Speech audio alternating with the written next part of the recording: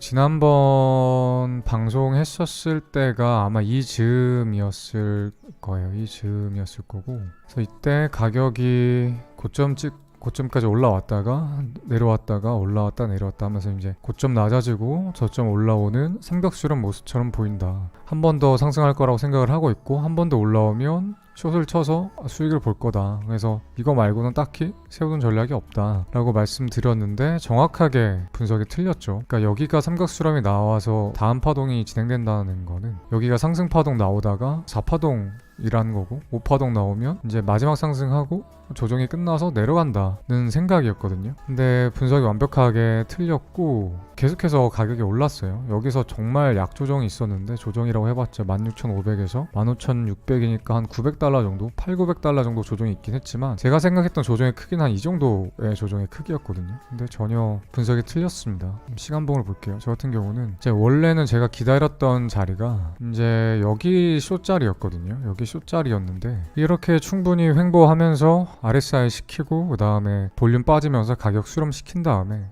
마지막 깔끔하게 5파동이 나오면 마지막 상승이고 조정을 이렇게 주는데, 올라갈 때 모양이 깔끔하게 임펄스 5파동이 나온 게 아니라 지저분하게 고점 뚫기 직전까지 올렸다가 내렸다가 또 올렸다가 또 내렸다 이러면서 이제 임펄스 파동은 전혀 실패했고, 누가 봐도 명백히 보더라도 ABC 모양으로 올라갔어요. ABC 모양으로 올라갔어요. 그래서 내가 생각이 틀렸나 보다 라는 생각으로 여기서 숏을 치지 않았습니다. 저는. 그러니까 이게 무슨 생각을 했냐면, 5파동이 올라오는데 ABC 모습으로 올라오길래 이거는 엔딩 다이아고날이 나오려나 보다 라고 생각을 했어요. 추세에 이렇게 그려놓고 이렇게 그려놓고 저는 이렇게 그어놓고 이 자리에서 숏자를 기다렸거든요. 그래서 이렇게 올라오게 되면 엔딩 다이아고날이 이런 식으로 나오려나 보다. 그래서 1, 2, 3 그 러닝 플랫 ABC, 그 다음에 ABC 1, 2, 3, 4, 5에서 이 자리 숏을 기다렸어요. 이 자리 숏을. 그래서 원래는 삼각수렴 나오고 올라오면 여기서 숏을 치겠다고 했는데, 올라온 모습이 임펄스 파동이 아니고 ABC로 올라오길래 엔딩 다이아고날 나오려나 보다 싶어서 여기서는 기다렸고, 그 다음에 여기서 올라가는 것도 계속 기다렸어요. 그러니까 밑에서 엔딩 다이아고날이라는 거는 나올 거라고 예상하고 밑에서 롱을 받는 게 아니고 완성이 되면 끝에서 숏을 들어가는 거거든요. 삼각수렴도 어떻게 보면 마찬가지예요. 미리 예상하고 밑에서 롱 받으면 안 된다는 제가 옛날부터 많이 했던 말들이 있는데,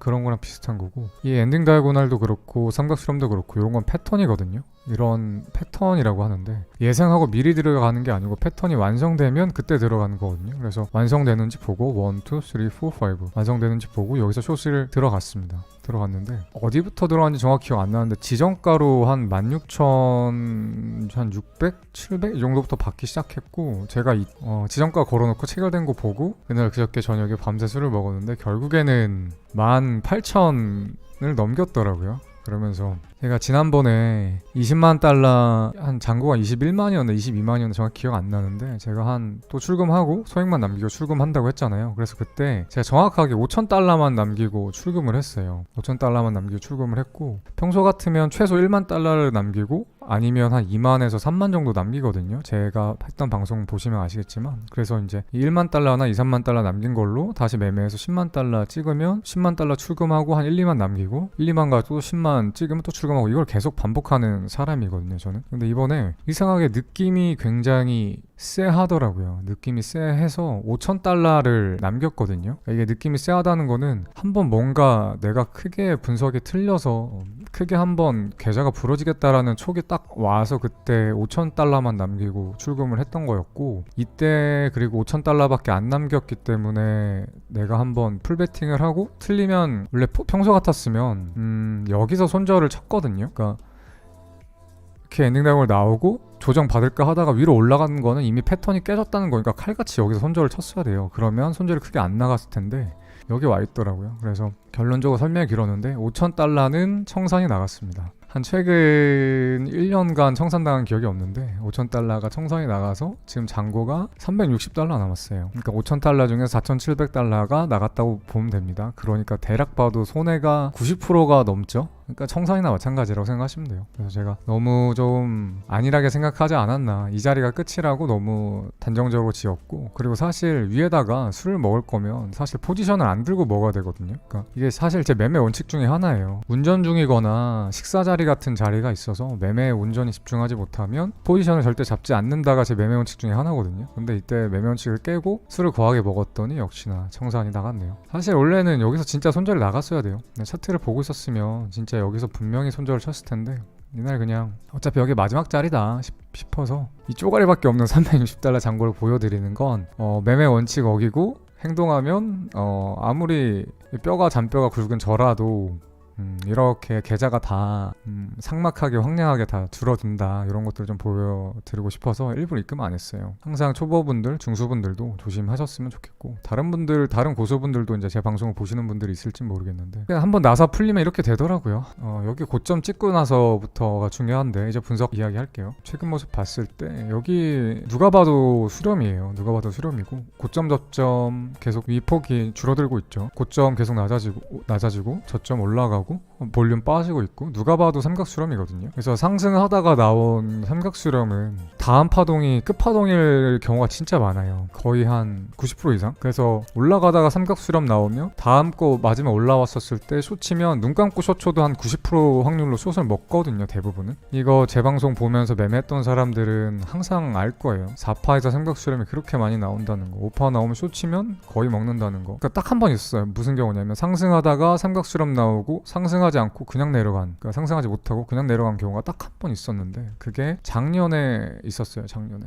이때예요. 작년 8월 7일, 6일, 6, 7, 8쯤 되겠네요. 이때가 언제냐면 그 전에 코로나 이전이거든요. 이전에 한 3,000달러까지 처음으로 비트코인 찍고서 계속 한 반년 넘게 해서 14,000원을 처음 찍고 나서 ABC 조정이 나왔다고 생각했을 때였어요. 그래서 사람들이 뭐라고 생각했냐면, 이때 상승 나왔고 ABC 조정 나왔고 상승 1% 나왔고 2% 나왔고 이제 상승 3파가 나오는 중이다. 그래서 여기 삼각수렴 나오고 상승하고 조정받고 또 올라가고, 이 그림을 사람들이 생각을 했거든요. 그래서 여기도 얼핏 보면 임펄스 같고, 임펄스 나오기 전에 ABC 나왔고, 여기도 얼핏 보면 1, 2, 3, 4, 5 그리고 여기 앞에 하나가 더 있으니까 1, 2, 3, 4 1, 2, 3, 4, 5 1, 2, 3, 4, 5 1, 2, 3, 4, 5 해서 이걸 하나하나 카운팅하면 여기 임펄스 5파동이 완성되겠구나. 이게 혹시나 ABC로 떨어지는 그림이더라도 535 ABC가 나오겠구나. 지그재그 535 ABC가 나오겠구나. 그래서 여기서 생각보다, 저도 이때 기억에 정확히는 안 나지만 아예 저는 원래 삼각수렴 내에서 롱 안 타거든요. 근데 이때 풀롱을 탔던 걸로 기억하고, 올라오면 숏 스위칭에서 내려갈 생각을 하고 있었어요, 저 같은 경우는. 근데 이때 삼각수렴 나오더니 결국에는 하방으로 갔었고, 중간 반등이 있었지만 계속해서 빠졌어요. 계속 빠지다가 결국에는 이제 또 반등 왔지만 코로나 때 3,000달러까지 가는 경우가 있었고, 아무튼 상승 추세가 좋았던 상황에서 나왔던 삼각수렴 중에서 한 번 이때만 빼고는 다 상승을 했어요. 물론 지금이랑 다른 점은, 이때는 14,000 찍고 ABC 큰 조정을 한 번 이후에 반등 나왔었을 때이고, 지금은 그때랑 조금 다르게 그냥 쭉 밑에서부터 쭉 상승 중이고, 지금도 상승 중인 거죠. 그래서 그게 좀 차이가 있긴 하지만, 혹시나 제가 드리고 싶은 말씀은, 상승하다가 삼각수렴이 나왔다고 해서 이게 꼭 4파가 꼭 보장된다는 건 아니다. 4파의 확률이 매우 높지만, 4파가 보장된다는 건 아니지만 그러니까 보장되는 건 아니다. 4파의 확률이 높지만 4파 조정하고 5파 상승이 남았다는 거를 꼭 개런티하는 건 아니다 라는 말씀을 드리고 싶어요. 그때 제가 되었던 기억이 있어서 더 좀 그런 것 같아요. 그리고 근데 만약에 이게 4파라고 하면, 여기가 4파라고 하면 이제 중요한 건 삼각수렴이 나온 게 중요한 게 아니고, 이게 엘리엇 웨이브 카운팅 했었을 때 이게 4파동에서 삼각수렴이 나오면 그때는 여지 없거든요. 그러니까 상승파동 이렇게 나오고 있는 중에 4파동에서 이런 식으로 삼각수렴이 나오면, 그러면 보나마나 여기가 5파동 완성자리고 여기서 풀숏 치면 무조건 숏 수익에 가져가는 그런 상황인 건데, 그러니까 제가 드리고 싶은 말씀은, 삼각수렴이 나오더라도 그 나오는 게 간혹가다 그럴 수 있다는 거죠. 뭐냐면 임펄스가 완성되고 5파동이 완성된 다음에 여기서 삼각수렴이 나오다가 이런 식으로 떨어질 수도 있는 거고, 또는 임펄스가 아니고 이게 내가 임펄스 5파가 나올 거라고 생각했는데 알고 보니까 임펄스가 아니고 ABC였던 거야. 뭔 말이냐면 이랬던 거라는 거죠. 그리고 여기서 삼각수렴이 나오고 5파동이 렉업 돼서 5파동이 나와 임펄스인데 여기서 삼각수렴이 나오고 도로 떨어지면 결국에는 임펄스 완성 못하고 ABC였던 거죠. 그게 아까 제가 말씀드렸던 2018년 8월이었나? 그때 그 모습이에요. 결국 ABC로 나왔고 ABC가 나왔기 때문에 저점이 또 갱신돼서 밑으로 내려가 버렸잖아요. 그런 게 가능하다는 거죠. 그래서 제일 중요한 건 파동 카운팅을 해서 여기가 4파 부분이라고 하면 자신있게 롱 타고 상승 수익 먹고 그 다음에 숏 타서 다시 밑에 수익 보면 수익이 아마 엄청 날 거예요. 아마 지금 숏을 타더라도 여기가 4파라는 확신만 있으면 지금 롱을 타더라도 지금 17,600이죠. 최고점이 18,400 후반이죠. 그러면 5파동이 아무 일 못 올라도 18,600, 700은 올라올 텐데 그렇게 되면 지금보다 1,000불, 그러니까 1,000달러 수익을 가져가는 거잖아요. 그러면 무조건 롱 들어가야 되는 건 맞는데 그러려면 여기가 4파동 자리가 맞는지를 봐야 된다는 거죠. 근데 저는 모르겠어요. 이게 4파동 자리가 맞는지 잘 모르겠어요. 왜냐면 여기서부터 밑에서부터 파동 카운팅 한 게 뭐 하나 맞는 게 없거든요. 뭐 하나 잘 맞는 게 없어요. 그러니까 지금 이제 제가 봤었을 때에는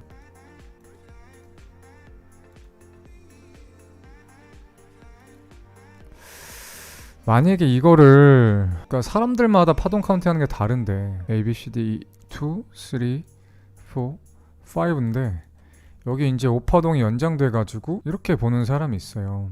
이래서 이번 파동이 나오면 끝이다 이렇게 보는 사람이 있거든요. 근데 이제 큰 그림만 보면 이거에 대한 이견은 없습니다. 저도 큰 그림만 보면 큰 파동만 보면 근데 이제 카운팅이 안 되는 엘리엇 웨이브 룰을 위반하는 구간이 두 구간이 나와요. 이렇게 카운팅을 하면 뭐냐면 일단 여기거든요.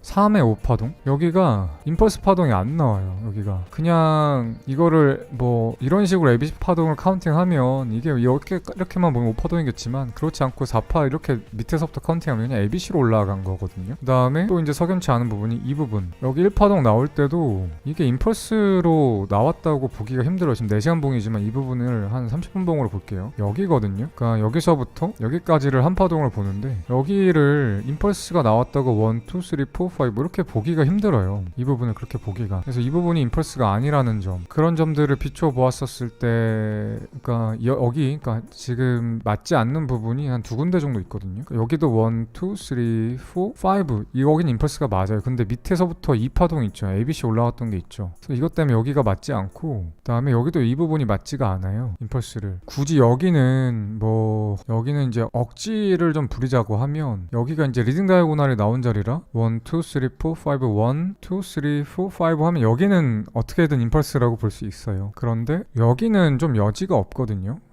여기도 리딩이라고 보기에는 조금 억지스러운 면이 있어요. 두 구간이 다 리딩이라고 보기에는 제가 이 말씀을 왜 자꾸 머리 아픈데 드리냐면 그러니까 저도 이제 올라가다가 첫 횡보 조정이 나왔어요. 여기서 대단히 횡보 조정이 나왔기 때문에 조정 이후에 한 번 더 레그업 할 가능성을 높게 생각하고 있지만 이게 확신이 없다라는 거죠. 그러니까 여기서 풀롱을 타서 올라가면 1,000달러 수익 있는 거 나도 알지만 이거를 무조건 눈감 롱 하기에는 경계해야 된다는 거죠. 경계할 필요가 있다는 거예요. 그러니까 왜 그렇게 생각하는지 다른 카운팅을 보여드리면 이제 오파동이 그 엔딩 다이고날 제가 처음에 이제 여기서 숏 쳤다가 손절친 그런 모양 있죠. 이게 엔딩 다이고날이 이렇게까지는 아니지만 가끔 가다가 오버슈팅 되는 경우가 있어요. 그러니까 뭐냐면 엔딩 다이고날이라는 거는 5파동이 나오고 한 번 더 5파가 나오면서 삼각수렴을 위로 상방쐐기라고 하거든요.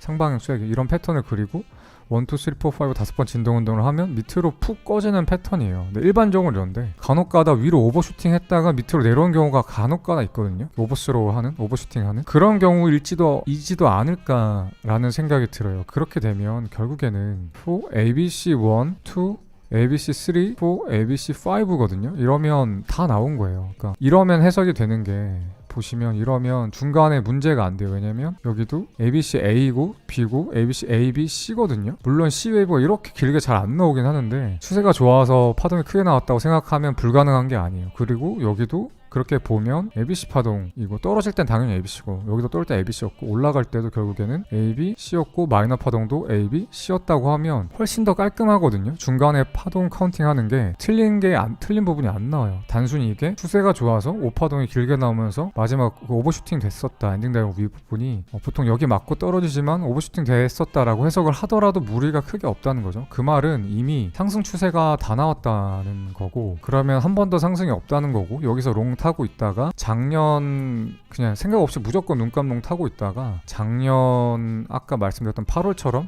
갑자기 밑에서 쏟아질 경우가 생기거든요. 여기도 삼각수렴 잘 하고 있다가 한 번에 빠졌어요. 그러니까 4시간 봉 하나가 얼마냐면 11,900부터 11,350까지 빠졌으니까 $550 빠졌고, 대충 그러면 한순간에 한 5% 정도? 5%는 5%, 한 4, 5% 정도, 4% 정도 빠진 거죠. 그럴 수 있다는 거죠. 만약에 내가 10배 롱을 타고 있다고 하면 뭐 40%, 50% 가만히 홀딩하고 있었으면 손절이 나는 거고, 지금도 혹시나 잘 모르겠지만 한 번에 여기서 1000불짜리 하락 슈팅이, 언더 슈팅이 나오지 말라는 법이 없어요. 그래서 자꾸 걱정이 돼서 드리는 말씀입니다. 그래서 지금 평소 같았으면 파동 카운팅을 깔끔하게 해서 여기가 4파 조정이라고 확신이 있으면 여러분들 여기에 한 번 더 상승이 남았고, 상승 확률이 높고 최소한 70% 80% 정도 삼각수렴 이후에 상승할 생각을 하고 있어서 밑에 트렌드 라인 보고 롱타기 좋은 자리입니다 라고 할 거예요. 그러니까 이 자리는 이렇게 트렌드 라인을 보고 여기는 롱타기 좋은 자리고, 지금 롱타고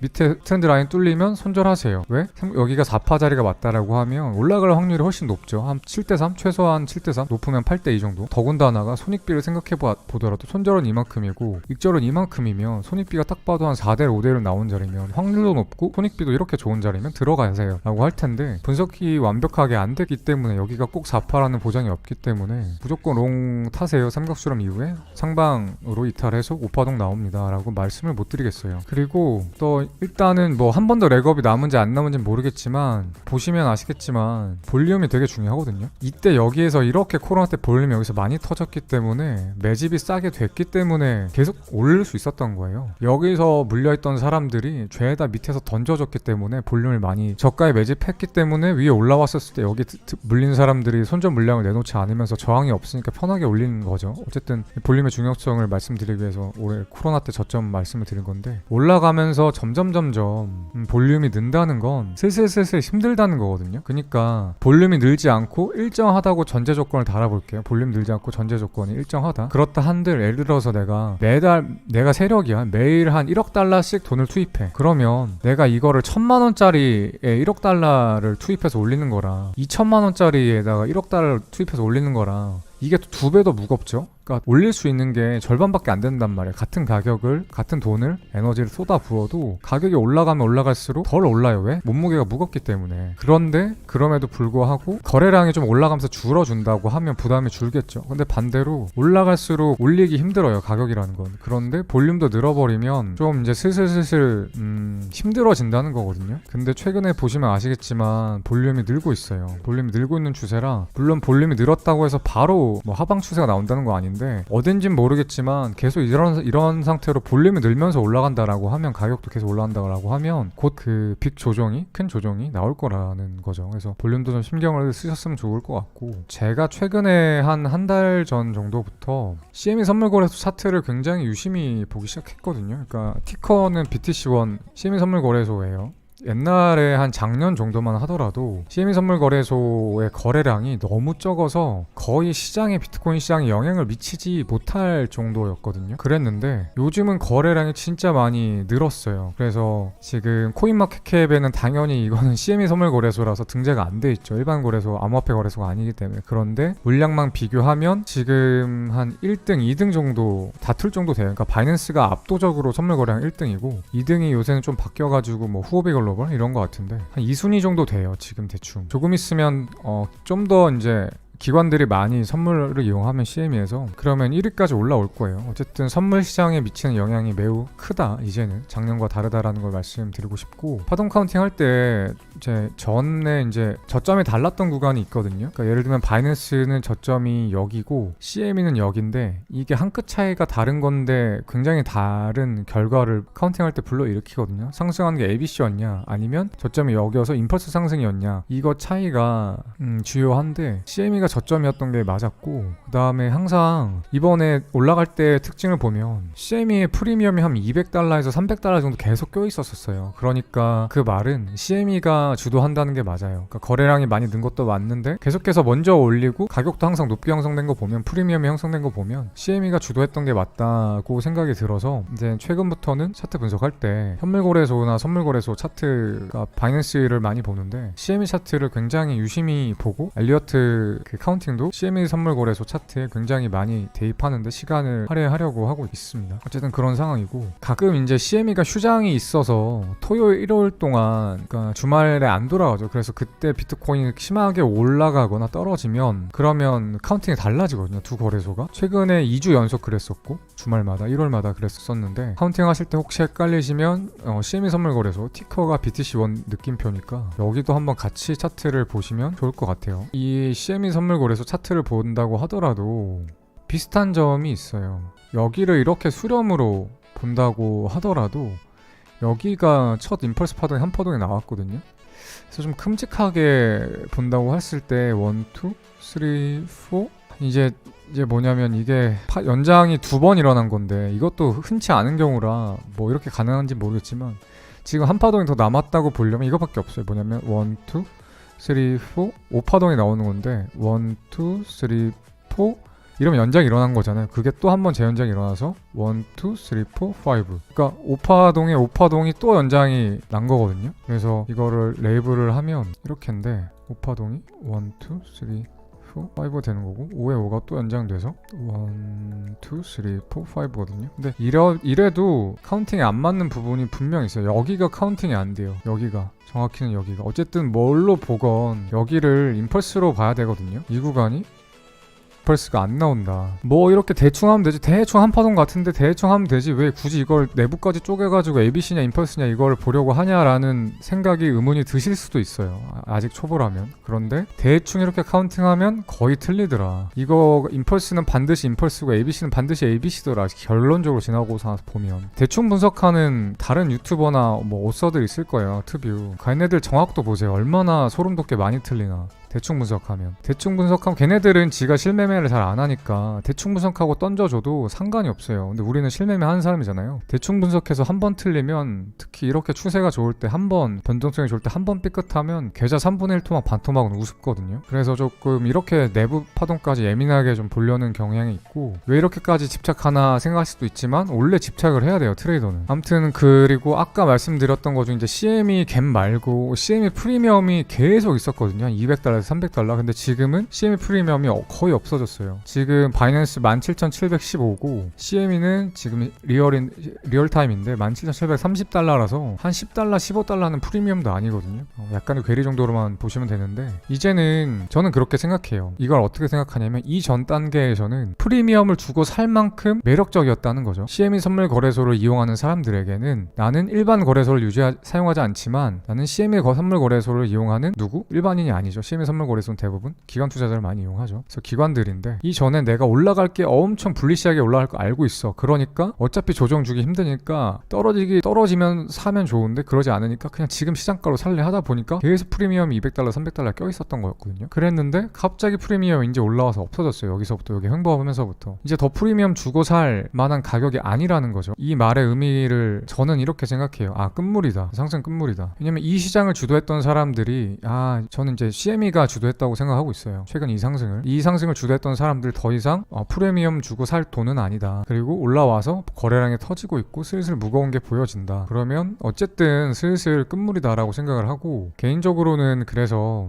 보유하고 있는 비트가 있다라고 하면, 물론 아주 장기 관점에서 한 2년 생각하고 투자를 하신 거라면 홀딩을 하시되, 단기적으로 내가 현물 투자를 해서 차익 거래를 가져가시겠다고 하시면 이제 한 번 더 렉업하면 한 19,000 정도 오면 19,000 정도에서는 정리를 하시는 게 좋지 않나 싶어요. 저도 한 2비트인가 1비트인가 남겨두고 싹 정리했어요. 비트가 너무 혼자 올랐기 때문에 알트를 사는 건 어떤가 이 생각들을 많이 하실 건데, 저는 잘 모르겠어요. 그거에 대해서. 원래는 비트가 먼저 올라가면 알트가 순환매가 와야 되거든요. 근데 업비트도 지난번에 제가 방송했었을 때 순환매 올 것 같다고 했는데 안 왔어요. 솔직하게 안 왔죠. 오긴 왔어요. 그러니까 제가 생각하는 것만큼은 못 왔어요. 그 뒤로 몇 개가 오르긴 했는데, 그때 처음에 한 3개 정도가 펌핑이 왔었고 그 뒤로도 몇 개가 더 오르긴 했죠. 근데 제가 생각하는 것만큼의 불장 느낌이 아니에요. 뭐 오늘 같은 경우는 아크 한 30% 쐈고, 그 전에 뭐가 있었지? 어제는 스팀 달러랑 스팀 이런 애들 엄청 좀 많이 오르긴 했던 것 같은데, 너무 적어요. 내가 생각하는 것보다 너무 조금밖에 못 오르고 종목도 적고 그 수익도 적어요. 그러니까 정고를 못 넘기고 계속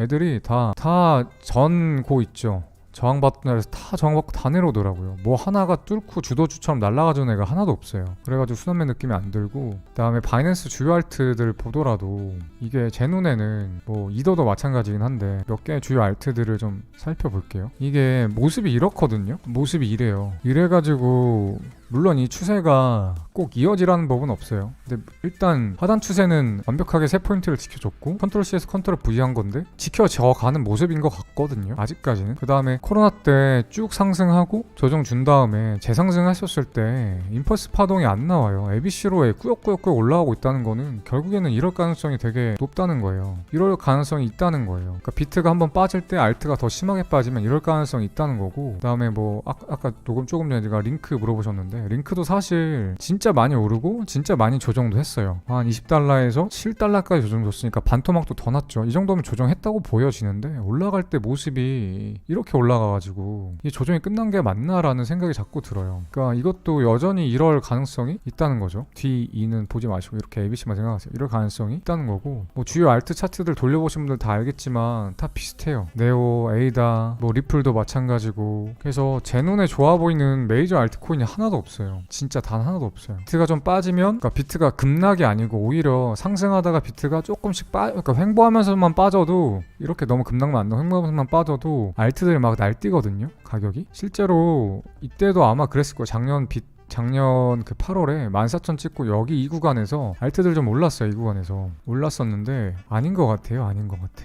이때 제가 기억으로는 이때 이오스가 되게 많이 올랐었고 트론도 좀 많이 올렸었고 그랬었던 기억이 있거든요. 메이저 알트들. 근데 지금 올라갈 만한 알트가 있나 싶고, 얼마 전에 비트코인 캐시 하드포크 할 때도 진짜 하나도 못 올랐죠. 그 다음에 이번에 XRP도 뭐 스파크인가 에어드랍 한다고 하고, 사람들 리플 얼마나 좋아하는 코인이에요. 물론 오르긴 올랐어요. 이만큼 오르긴 올랐는데 에어드랍 한다고 하니까 뭐 이벤트 하는 거에 비해서 많이 못 올랐죠. 기껏해야 한 10% 15% 오른 것 같고.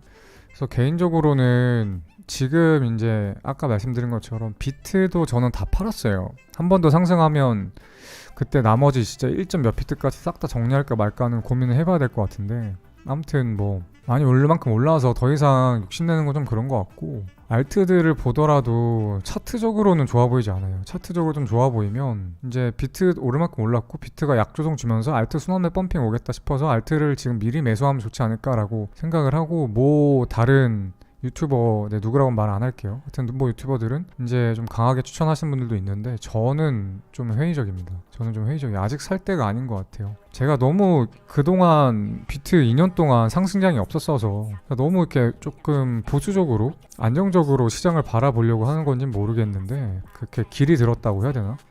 그런 건진 모르겠어요. 제가 잘못 길이 든 건진 모르겠는데, 그냥 제가 봤을 때는 비트 차트는 좋아 보여도 알트 차트는 메이저 알트들이 좋은 게 없어서, 그러니까 저도 평소 같았으면 당연히 그렇게 얘기했을 거예요. 지난번 방송 때 업비트 펌핑 오는 것 같으니까 종목 잘 차서 사세요, 순환매 올 것 같아요 라고 했는데, 물론 뭐 오늘도 스팀 달러가 뭐 2배 어제 오르기도 했고 계속 한두 개씩 나오고 있긴 한데 내가 생각한 느낌이 아니라니까. 콜슨 이거보다 불리시할 줄 알았는데 생각보다는 보세요. 그러니까 추세를 이어가는 놈이 하나도 없어. 단기 빨리 이거 해먹지 않으면 못 해먹는다라는 느낌? 내가 봤을 때. 그러니까 이게 시장을 그러니까 상승장은 뭐냐면 시장에 주도하는 주도 섹터가 있어요. 주식할 때도 주도 섹터가 주도를 하고 나머지는 흐름이 좋아서 조금씩 따라가는 게 있거든요. 그래서 대정주라는 말이 있고, 그다음에 뭐 테마 중에서도 대장 테마가 있는데 그런 게 하나도 없어요. 아시겠지만 한 번 펌핑하면 다음날 바로 좌음봉이거든요. 전날 일봉을 얼마만큼 올렸건 다음날 그걸 다 덮는 음봉을 계속 설거지를 엄청 했어요. 뭐 내가 생각하는 순환매 느낌이 아니에요. 주도 섹터가 하나도 없어. 주도주가 하나도 없고 한 번 올려서 빨리 설거지 해놓고 끝내야지. 지금 아니면 기회 없다. 뭐해라도 쫓기는 듯이 작전 치는 애들이 진짜 뭐해라도 쫓기는 듯이 계속 빨리 설거지 해놓고 끝내고 있단 말이에요. 뭐가 이렇게 조급한지 약간 이런 느낌을 받고 있어요. 그래서 내가 지금 느낌도 그렇고 주요 알트들 차트를 보더라도 올라갈 차트가 안 보여요. 솔직하게 내가 실력이 뭐 후달리는 건지 모르겠지만 딱히 잘 모르겠어요. 그래서 제 생각에는 굳이 올라갈 괜찮은 종목들 잡자고 하면 네오가 좀 괜찮고, 그러니까 그래봤자 ABC 상승이거든요. A, B, C, D, E 그 다음에 이렇게 올라가는 거고, 제로엑스도 비슷해요. 제로엑스도 올려놓고 지금 수렴하고 있는데 위로 올라갈 가능성이 있고, 그 다음에 에이다도 거의 비슷하고 다 비슷해요. 올려봤자 많이 못 올릴 것 같아요. 물론 뭐 그러니까 한 20%? 진짜 많이 올려야 한 30% 정도? 종목별로? 그 정도밖에 상승할 게 안 보이고 정고를 넘기는 상승이 안 나올 것 같다는 생각이 자꾸 들어서 그래요. 이도도 마찬가지고 뭐 링크도 그렇고 네오도 그렇고 에이다도 그렇고 뭐 이오스는 본 적도 없는데 보남 안 할 것 같고 리플도 그렇고 트론을 안 봤는데 트론 한번 볼까? 저는 잘 모르겠다라는 거예요. 저는 잘 모르겠다. 내가 지금 저 같은 경우는 그 순환매 메타 오는 거 진짜 좋아해요. 그때 주식할 때도 그럴 때 보통 돈이 잘 벌리거든요. 그래서 좋은 기억이 있는데 그럴 것 같았으면 제가 알트를 사놔야 되는데 제가 아까 보여드린 것처럼 알트 사놓은 게 하나도 없어요. 진짜 비트가 이렇게 올랐는데도 불장 느낌이 안 드는 게 제가 너무 아까 말씀드린 것처럼 2년 동안 너무 하락장이 길들여져 있어서 제가 잘못 생각하고 있는 걸 수도 있어요. 제가 태어나서 처음 맛보는 상승장이거든요. 그래서 내가 이거를 상승장이라고 알트도 오를 거라고 내 인식을 못하고 있는 건지 모르겠지만 어쨌든 저는 잘 모르겠어요. 알트 사야 되나 지금. 일단 뭐 지금 시빙 물어보시는데 설거지 끝난 종목은 웬만하면 손대지 마세요. 이게 설거지가 끝났는지 아니면 한 번 더 펌핑이 있어서 이게 250원까지 갈지는 아무도 몰라요. 내가 매수할 때는 최소한 내가 확신이 70% 80%는 있어야죠. 5대5면 그냥 홀짝 하는 거고 도박하는 거니까 그런 거 같으면 강원랜드 가서 그냥 재밌게 도박하고 놀지 뭐하러 매매를 해요. 집에서 스트레스 받으면서. 최소한 70% 이상의 그 확신이 있어야 되는데 이런 종목 보면 한 번 더 펌핑이 남은 건지 아닌 건지 알 수가 없어요. 5대5라서 이런 종목은 개인적으로는 안 건드리는 게 좋다고 생각해요. 웨이브도 최근에 진짜 많이 오르던데 뭐 이런 종목을 샀었어야 되는데 못 산 게 아쉽죠. 근데 아까 말씀드린 것처럼 저는 딱히 이제 주식할 때랑 다른데 재료가 있는 상태에서 신고점을 갱신해서 올라가는 건 특히 시장 주도주들이 그러는데 그러면 추세가 꺾일 때까지 홀딩하는 게 맞고 그러니까 돌파 매매라고 신고가 돌파했을 때 따라잡는 스타일의 매매를 좋아하시는 분들도 있고 뭐 나쁘지 않다고 생각을 하는데 알트는 사실 재료라는 게 정확하게 없잖아요. 재료라는 게 예를 들어서 뭐 얼마 전에 비트코인 캐시 하드포크 같은 게 있으면 차라리 상관이 없어. 그러고 신고가가 갱신됐으면 따라가. 근데 뭐 그런 거 없이 오르면 이게 왜 오르는지 딱히 찾기 힘들잖아요. 그래서 그래서 암호화폐 볼 때 가상자산 볼 때는 알트코인 볼 때는 더 차트에 많이 의존을 하는 것 같아요. 주식할 때보다. 근데 그렇게 봤었을 때 저도 웨이브 종목을 공부를 안 해가지고 물론 괜찮아요. 이게 다음 이미 신고가 뚫어서 다음 저항이 한 8,000원 후반대 있거든요. 그래서 여기까지는 열려있다라고 차트적으로 볼 수는 있는데 제가 항상 그걸 생각하잖아요. 손절을. 그럼 여기서 롱매수를 들어가면 손절은 과연 얼마에 쳐야 될까? 내가 지금 5,970원에 롱을 들어가면 5,000원에 칠 것인가? 4,000원에 칠 것인가? 어디로 손절 관점을 잡아야지? 라고 했을 때 잡기가 좀 힘들다는 거죠. 이런 종목은 애매한 종목은 잘 안 건드리려고 노력합니다.